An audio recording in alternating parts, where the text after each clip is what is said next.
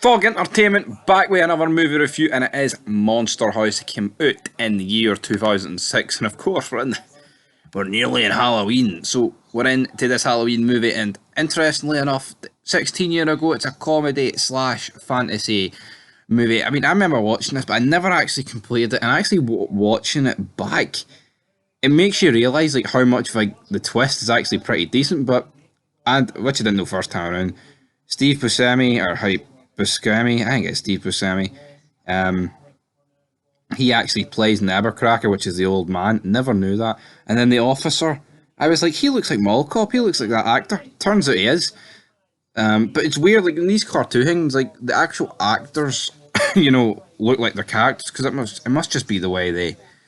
I guess it looks a bit more realistic if someone's voiced. Like it's. I don't really know what way they did it, to be honest, but we've got monsters. We kick off the movie. There's this wee kid cycling. Hello, leaves. Hello, fence. And then she parks her wee tricycle on Nevercracker's lawn. And it's like, it's actually creepy as fuck. The door opens. It's just black. And this old guy comes out. Pure nonce behaviour. Like, Steve Buscemi does a very good job of playing a nonce here, which maybe suggests that he is a nonce. But it's a very good job.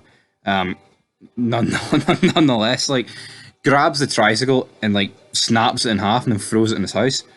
And you're thinking, fuck, that's very abrupt and weird. If we're being honest, we're then introduced to this kid called DJ, and he's playing with his mate Chowder with a basketball. Ends up on the lawn. Nevercracker comes out, very noncy again. He's chasing him. He's moving his hands like he's trying to fucking tickle him. It's like, hold on here, this guy's like a 10-year-old kid.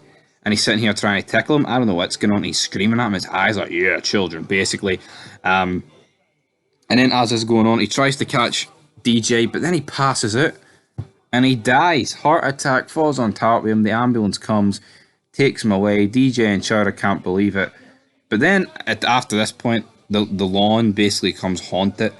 And like everything that lands on the grass starts seeping into it. And the house comes to life. But then that's when we get introduced to Officer Landers and Officer Lister, which are these pretty funny characters. But then we meet Jenny. We've also got the babysitter in there, see her boyfriend. A couple of funny scenes with them, but they're not actually in the movie that long, to be honest. But that's big Maggie Gyllenhaal playing the character. I see a lot of these people look old as fuck, man. I'm looking at the cast here. I mean, I know the movie's 16 years ago, like, but Jesus fucking Christ, they are looking a bit decrepit. But we meet Jenny, DJ and Chowder. Seeing this Jenny chick, I say chick, man, she's about 10-year-old, but you get me. You get where I'm coming from. We've got the three amigos here with the fat kid, the skinny kid, the ginger kid. We're going to go into this monster house, but as they're like trying out these experiments, like a montage video of them like building a Hoover to make it seem like it's a person. All that good stuff. Then the officers get involved because you're trespassing. They go check out the house after they hear a noise, and then they end up getting ate alive by this monster house. But it was almost like the house was trying to like just prey on kids. Again, another very noncy thing, but that's kind of what it looked like, because it looked like any time an adult came out, the house just referred it back to its normal self, to be honest. But it is what it is in that regard. Then next up we have got, oh hell yeah, we've got the three kids. They end up inside the house, but then it's like when you're inside the house has actually got body parts. You've got the, not your tonsils, but it's like that, man. And anytime you hit that, the house is essentially sick. That, of course, the windows are the eyes, the door is the mouth, the floor is the stomach, the stairs is like what, the brain stem. I don't fucking know. Maybe I'm thinking too much into this house, but it is what it is.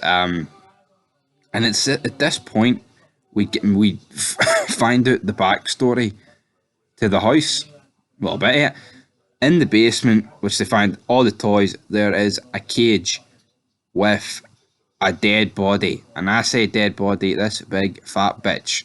Mad. But then they managed to flood the house by making it sick. They managed to get out of said house. But as they get out of said house, an ambulance appears. It almost hits DJ, and you're thinking, right, who's in this? Because I never got further in this movie watching it before. And it's Nevercracker. He's still alive, and then it's at this point he reveals that the dead fat woman in the basement is in fact his wife. That was a circus act, but then he felt sorry for her and then took her home, and then it shows you how she ended up in there. people were throwing stuff at her, like at the circus when they were building the house, and then she fell off the house into where the basement's supposed to be and ended up getting cemented. And it's like, holy fuck, this movie just took a very, very dark turn, didn't it, guys? Sure it did. Fucking sure it did. She dies. They managed to defeat the house with dynamite in the end because Doppelganger, man, or Doppelcracker, what I don't even know what his fucking name is, man. What's his name? Nebercracker, Doppelganger, Nebercracky. Aye, him, man.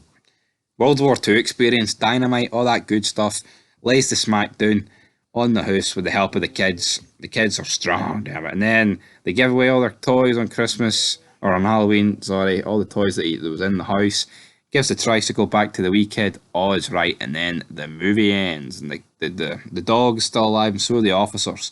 And your wee man, the stoner guy, he's still alive. So the house didn't actually kill them; they're alive. Damn it! And for that reason, I'm going to give Monster House a 7 out of 10. For a kids movie, it's actually pretty good.